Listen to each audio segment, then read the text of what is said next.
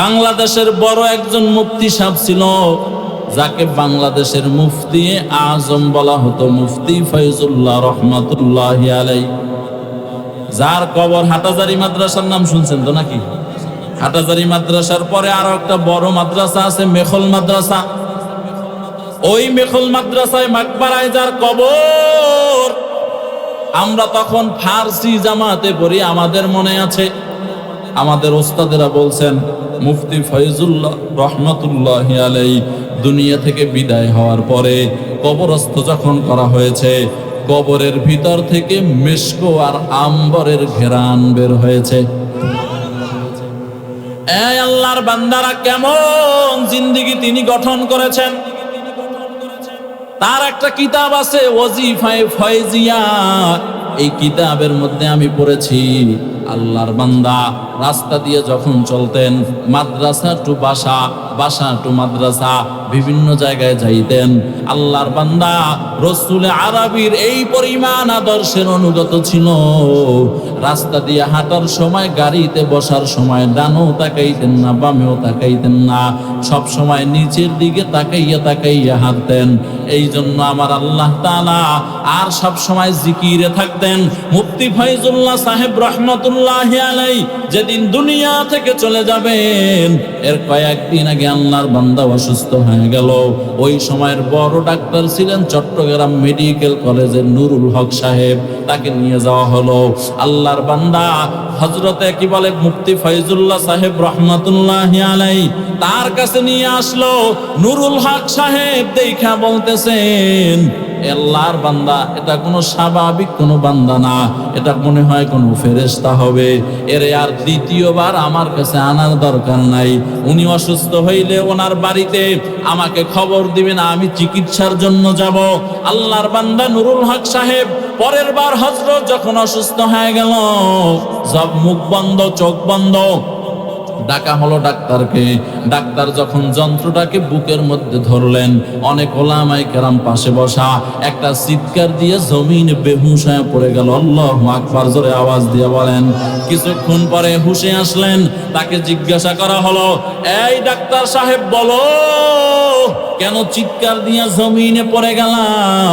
বলতেছেন আল্লাহর কসম, কয়েক হাজার মানুষ এক জায়গায় বসে যেমন জিকির করলে আওয়াজ হয়, মুফতি ফয়জুল্লাহর চোখ বন্ধ, মুখ বন্ধ, জবান বন্ধ, হাত বন্ধ, নড়াচড়া নাই, কোনো রকম নার্ভাসে বুকের মধ্যে মেশিন যখন ধরলাম, আল্লাহর কসম করে বলতেছি, কয়েক হাজার মানুষ এক জায়গায় বসে জিকির করলে যেমন আওয়াজ হয়, মুফতি ফয়জুল্লাহর কলবের ভিতর থেকে এমন আওয়াজ বের হইতেছে।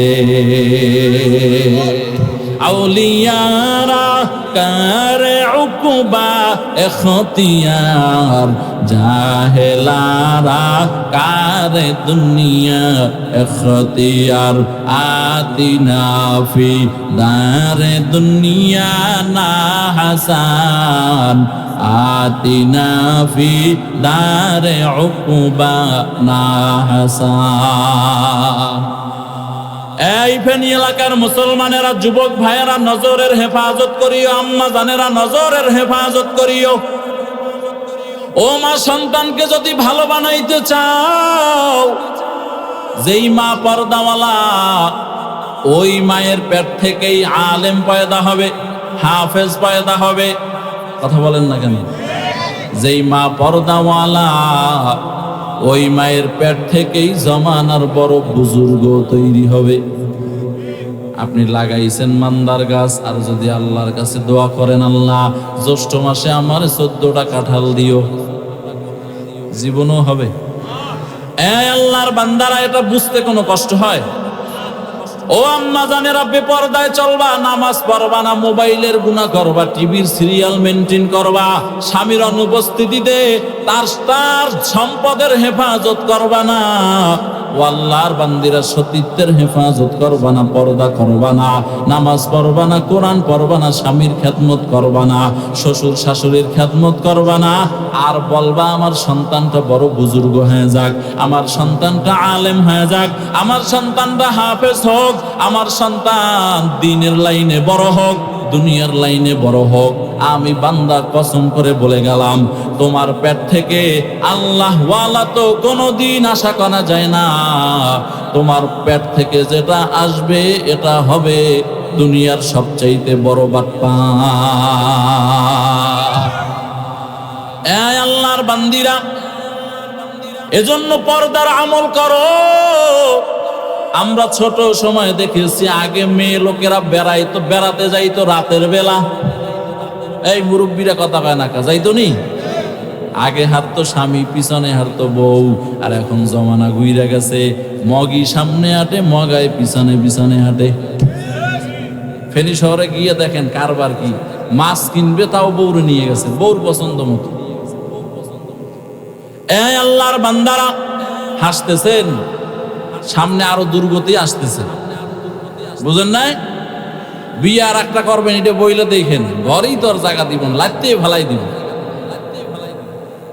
অথচ যার সামর্থ্য আছে, যৌবন আছে, টাকা আছে, যার আল্লাহ পাক যাকে টাকার শক্তি দিয়েছেন, যৌবনের শক্তি দিয়েছেন, তার জন্য যদি চায় যে দুইটা বিয়ে করবে, পারবে না? আরে কয় না কেন? তিনটে চাইলে, চারটা চাইলে। হুজুর এই ওয়াজ করেন না, করলে বিপদ, ঘরে গেলে ভাত নাই। কথার নাম হইল লতা, খালি বাড়তেছে। এই আম্মা জানেরা, পর্দা করিও, হালাল খাইও, স্বামীর খেদমত করিও। কারণ পর্দাওয়ালা নারীর সন্তান হবে বড় আলেম, বড় হাফেজ। ওটা যদি দুনিয়ার লাইনেও যায়, বড় ডক্টর, ডাক্তার, ইঞ্জিনিয়ার, সাহিত্যিক, কলামিস্ট হবে। এই জমানার মধ্যে যত মানুষ চমকায় গেল, কেউ নিজে নিজে চমকাইতে পারে নাই। পিছনে মা বাবার দোয়া অবশ্যই আছে, কারণ বুলেট মিস হতে পারে, কামান মিস হতে পারে, মা বাবার দোয়ার চোখের পানি কোনোদিন মিস হবে না।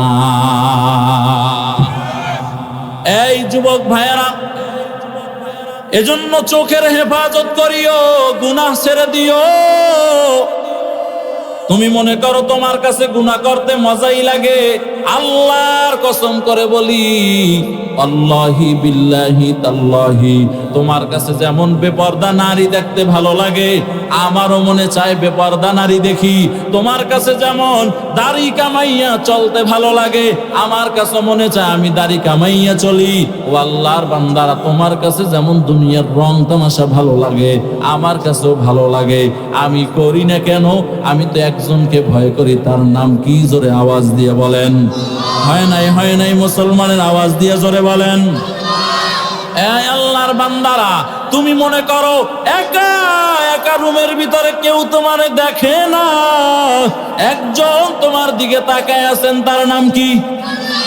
ও আল্লাহর গোলাম, আল্লাহরে ফাঁকি দেওয়ার কোনো সুযোগ নাই। ফাইনামা তুওয়াল্লু ফাসাম্মা ওয়াজহুল্লাহ। ও বান্দা, তুই কই যাবি, ওই দিকে আমার আল্লাহ হাজির। এজন্য দিলের ভিতরে বসাইয়া নিও।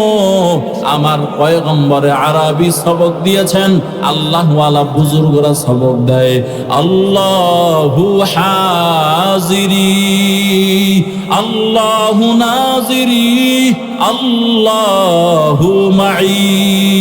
আল্লাহ আমার সাথে আছেন, আল্লাহ আমার সামনে উপস্থিত আছেন, আল্লাহ তাআলা আমি যা করি সবকে দেখতেছেন। জোরে আওয়াজ দিয়ে বলেন, ইয়া ইলাহি তু মেরা মাবুদ হায়, ইয়া ইলাহি तू मेरा माशूक है, या इलाही मुझसे मुझको दूर कर, ताके देखो मुझ में तुझको एक नजर। এই ফেনী এলাকার মুসলমানেরা, এই যে লম্বা বয়ান শুনলেন, এই বয়ানের সারমর্মটা হলো যে হায়াত আমার আল্লাহ দিয়েছেন, এই হায়াতের প্রত্যেকটা সময়, প্রত্যেকটা সেকেন্ড, প্রত্যেকটা মিনিট যেন আল্লাহর হুকুম মতে আমরা পরিচালনা করি। মতো জোরে বলেন, জান্নাতে যাইতে চান তো? মন মতো চইলা নাকি আল্লাহর হুকুম অনুযায়ী? জোরে বলেন। এই আল্লাহর বান্দারা, আল্লাহর মর্জি অনুযায়ী চলো, রহমতের নবীর আদর্শ অনুযায়ী চলো। এরপরও তো ফাঁকে ফোকে কত ভুল হয়ে যায়, হয়নি? নামাজ পড়লাম, দেখেন না নামাজ পড়ি, নামাজ পড়ার পরে যখন ইমাম সাহেব সালাম ফিরায় দেয়, সালাম ফিরানোর পরে 3 বার পড়তে হয় আস্তাগফিরুল্লাহ, আস্তাগফিরুল্লাহ, আস্তাগফিরুল্লাহ। আগে একবার পড়বে আল্লাহু আকবার, এরপরে 3 বার পড়বে আস্তাগফিরুল্লাহ। তো একজনে প্রশ্ন করে, হযরত নামাজ পড়লাম তো ভালো কাম, ইস্তেগফার পড়ব কেন? এর জবাব হলো, নামাজ যেভাবে আদায় করার দরকার ছিল ওইভাবে আদায় হয় নাই, হয়েছে। কারণ নামাজে দাঁড়াইলে দেখবেন 14 বছর আগে কি করছেন এখন আপনার চোখের সামনে ছবির মতো ভাসতেছে, ভাসেনি? আপনাদের আল্লাহওয়ালা মানুষ সবাই, আপনারা নাও হতে পারে, আমার হয় আর কি। এখান থেকে মন ফিরেই আল্লাহর কাছে আবার মন নিতে হয় যে আল্লাহ আমারে দেখতেছেন। এখানেও লম্বা কথা আছে যে নামাজ কেমনে পড়বো, আমি আল্লাহরে দেখি না, হয় আল্লাহ আমারে দেখেন, দুইটার একটা। আমি তো আল্লাহরে দেখি না এবং এখন আল্লাহ আমাকে দেখতেছেন, এইটা মনে মনে ভাইবা নামাজ আদায় করো। দেখবেন এরপরও মন ডানে বামে ডানে বামে ছুটতেছে। এজন্য আল্লাহর কাছে নামাজের সালাম ফিরাইয়া তওবা করি, মালিক নামাজটা যেভাবে পড়া দরকার ছিল পড়তে পারি নাই, ও আল্লাহ তুমি আমারে ক্ষমা করে দাও। আল্লাহর বান্দা আল্লাহর পথে চলার পরেও, 5 ওয়াক্ত নামাজ পড়ার পরেও, পর্দা করার পরেও, হালাল খাওয়ার পরেও, আল্লাহর বান্দা ইবাদত করার পরেও, জিকির করার পরেও রহমতের নবীর আদর্শ মেনে মেনে রহমতের নবীর আদর্শের দাড়ি লম্বা করো, নবীর আদর্শ দিয়ে বান্দা খাবার খাও, নবীর আদর্শ দিয়ে রাতের বেলায় ঘুমাইতে যাও, নবীর আদর্শ দিয়ে জীবনটারে সাজাও। এরপরও ফাঁকে ফোকে তো গুনাহ কম হইতেছে না, এরপরও তো আল্লাহর বিধান অনুযায়ী চলা যায় না। হাদিস শরীফের মধ্যে ঘটনা আসছে, কিয়ামতের ময়দানে এক আল্লাহর বান্দা 500 বছর ইবাদত করেছেন, ওই বান্দা বলবেন আমি আজকে আমার আল্লাহর রহমত দিয়ে জান্নাতে যাব না, বরং আমার ইবাদত দিয়ে আমি জান্নাতে যাব। আমার আল্লাহ তাআলা কিয়ামতের ময়দানের অবস্থা কত কঠিন বানায় দিবেন। ওই কিয়ামতের বিভীষিকাময় অবস্থার কারণে তার কলিজা শুকায় যাবে। আল্লাহর বান্দা এমন পানির পিপাসা লাগবেন, তাকায় দেখবেন এক ফেরেশতা 1 গ্লাস স্বচ্ছ পানি নিয়ে দাঁড়ায় আছে তার পাশে।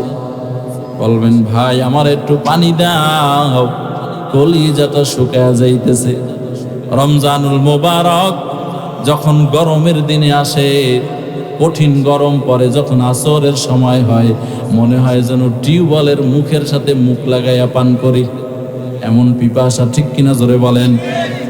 মনে চায় যেন 3-4 জগ আগেই রেডি করে, কয়া তো আমার একারই লাগবে।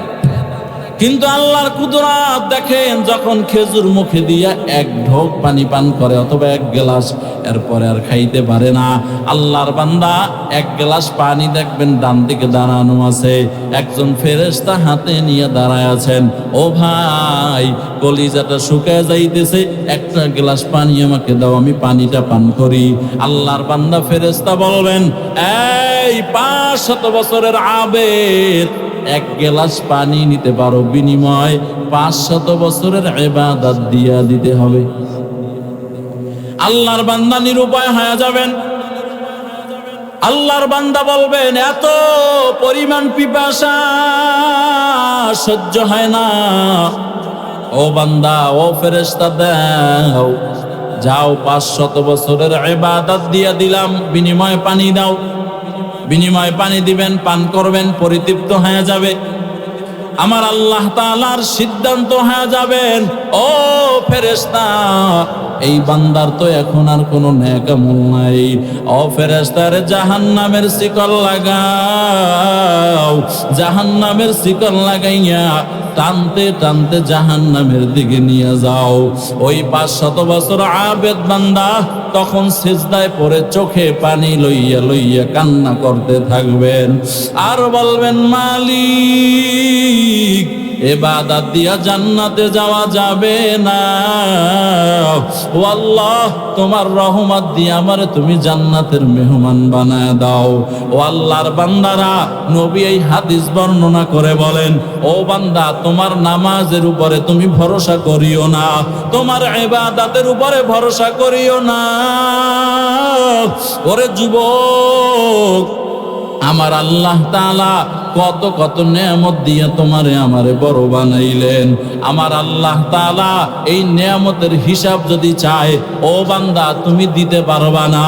এজন্য আল্লাহর বান্দারা বালিশের সাথে মাথা লাগাইয়া একটু চিন্তা করিও, ছিলাম কোথায়, আসছি কোথায়, গন্তব্য কোথায়। এই সময়টাকে, হায়াতের সময়টাকে কাজে লাগাইয়া আল্লাহর ইবাদত দিয়া, চোখে পানি লইয়া আমার আল্লাহ তাআলাকে রাজি খুশি করে এরপরে বান্দা কবরে যাও। না হয় রহমতের নবী বলেন, এরে গোলাম, ওই অন্ধকার কবরে যাওয়ার পর ওখানে কে বক্তা, কে শ্রোতা, কে ইমাম, কে খতিব, কে মুফতি, কে মুহাদ্দিস, কে শাইখুল হাদিস, ওখানে যাওয়ার পরে কোনো পরিচয় চলবে না। ওখানে পরিচয় হলো যেই বান্দা আমার আল্লাহ তাআলারে খুশি করে করে দুনিয়া থেকে বিদায় হয়ে গেল, যেই বান্দা ঠান্ডার মধ্যেও নামাজ ছাড়ে নাই। অনেক মানুষ টুপিওয়ালা বলে গালি দিয়েছে, এরপরও টুপি ফেলায় নাই। অনেক মানুষ দাড়িওয়ালা বলে, মোল্লা বলে গালি দিয়েছে, এরপরও দাড়ি ফেলায় নাই। ও আল্লাহর বান্দারা, ও যুবকেরা, একটু বালিশের সাথে মাথা লাগাইয়া রহমতের নবীর কথাগুলো চিন্তা করিও। মায়ার নবী বলেন, ওই অন্ধকার কবরে যাওয়ার পরে আমার আল্লাহ ফেরেশতা পাঠায় দিবেন। দুই ফেরেশতা এসে প্রশ্ন করবেন, মান রব্বুকা ওয়া মান দীনুকা ওয়া মান নাবিয়ুকা। এরে বান্দা, রবের পরিচয় দাও, ধর্মের পরিচয় দাও, রাহমাতুল লিল আলামিনের পরিচয় দাও। যেই বান্দা দুনিয়ার মধ্যে আমার আল্লাহ তাআলারে ভুলে নাই, ওই বান্দা ফেরেশতা প্রশ্ন করার পর অনিচ্ছায় তার জবান থেকে বের হয়ে যাবেন, রব্বি আল্লাহ, আমার রব আমার আল্লাহ। এরপরে প্রশ্ন করবেন, তোমার ধর্মের নাম বলো। ওই বান্দা বলবে দীনিয়াল ইসলাম। ও আল্লাহর বান্দারা, ও যুবক ভাইরা, এরপরে ফেরেশতা প্রশ্ন করবেন, ওমান নাবিয়ুকা, তোমার নবীর পরিচয় দাও। ওই বান্দা বলবেন, নবী মুহাম্মদুর রাসূলুল্লাহ সাল্লাল্লাহু আলাইহি ওয়াসাল্লাম আমার নবী, আমার নেতা, আমি তার উম্মত। আমার আল্লাহ তাআলার ফেরেশতারা বড় খুশি হয়ে যাবেন। আমার আল্লাহর ফেরেশতারা বলবেন, ও আল্লাহর বান্দা, নাওম কা নাওমাতিল আরুস, এমন ভাবে ঘুমায় যাও যেমন বাসর রাত্রে জামাই ক্লান্ত হয়ে ঘুমায় যায়, আর কেউ তোমারে ডিস্টার্ব করবে না। ওই কবরের মধ্যে জান্নাতি কার্পেট বিছায়া দেওয়া হবে, ওই কবরের মধ্যে জান্নাতের সাথে লাইন লাগায় দেওয়া হবে। বান্দা আরামে ঘুমাইতে থাকবেন। আর বেনামাজি, সুদখোর, ঘুষখোর, বেপরদায় চলনেওয়ালা, আল্লাহর কোরআনুল কারীমকে যারা মানে নাই, কোরআনটা যারা শিখে নাই, যারা মুখে মুখে মুসলমান পরিচয় দিয়েছে, আমার আল্লাহর বিধান মানে নাই। ও যুবকেরা, যারা আমার আল্লাহর দেওয়া চোখ দিয়া মোবাইলের গুনাহ করেছো, যারা বেপরদায় চলছো, যারা সুদের টাকা খাইছো, যারা ঘুষের টাকা খেয়েছো, যারা দাড়ি কামাইয়া রহমতের নবীরে কষ্ট দিয়েছো, এমন বান্দা যখন কবরের বিছানায় পড়ে যাবে, ওই ফেরেশতা প্রশ্ন করবেন, রবের পরিচয় দাও, ধর্মের পরিচয় দাও, রাহমাতুল লিল আলামিনের পরিচয় দাও। ওই নাফরমান তখন বলবে, কে আবার রব? আমি তো আমার রবকে চিনি না।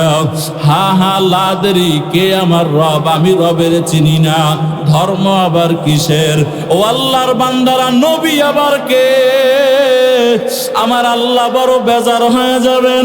আমার আল্লাহ তাআলা বলবেন, ও ফেরেশতা, ও আল্লাহর বান্দারা একটু চোখ দুইটা বন্ধ করে দাও, কবরের মুরাকাবা করো, কান্না না আসলে কান্নার বাহানা করো।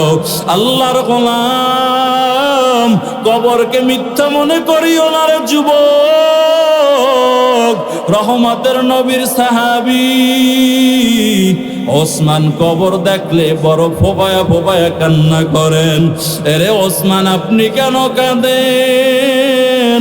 রহমতের নবীকে, সাহাবায়ে কেরামকে ওসমান বলেন, সাহাবায়ে কেরাম, নবী আমার বলেছেন এই কবর হলো কিয়ামতের প্রথম ধাপ।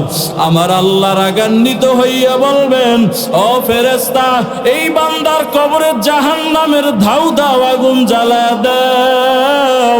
এই বেনামাজি, সুদখোর, ঘুষখোর, বেপরদায় চলনেওয়ালা এর কবরে 99টা সাপ হাজির করে দাও। মালিক নামক ফেরেশতা জাহান্নামের ভিতর থেকে আইসা পিটাইতে থাকবে। ওরে আল্লাহর গোলাম, সহ্য করতে পারবা না রে বাবা, এজন্য এই মাহফিল থেকে তওবা করে নাও, আর নামাজ ছাড়বা না, বেপরদায় চলবা না। ও আম্মা জানেরা, মনটা কি চায় না একটা আলেমের মা হইয়া কবরে যাবা? মনটা কি চায় না একটা হাফেজের মা হইয়া কবরে যাবা? ও মা, মনটা কি চায় না তোমার জানাজার ইমাম তোমার সন্তান হয়ে যাবে? এজন্য মা, পর্দায় চলিও, স্বামীর খেদমত করিও। ও মা, সতীত্বের হেফাজত করিও। আর ভোর রাতে তাহাজ্জুদের মুসাল্লা বিছাইয়া সন্তানদের জন্য চোখের পানি ছেড়ে ছেড়ে দোয়া করিও। কারণ মা বাবার দোয়া আমার আল্লাহ খালি ফিরায় না। ও যুবক ভাইয়েরা, যাদের মা বাবা আছে, মা বাবার খেদমত করিও। ও যুবক ভাই, মা বাবার খেদমত কইরা জান্নাতটা আল্লাহর কাছ থেকে কিনে নিও। বহু যুবকের খবর পাই, বিয়া কইরা শহরে বউ নিয়ে আরামে থাকে, গ্রামে মা বাবার খবর নেয় না।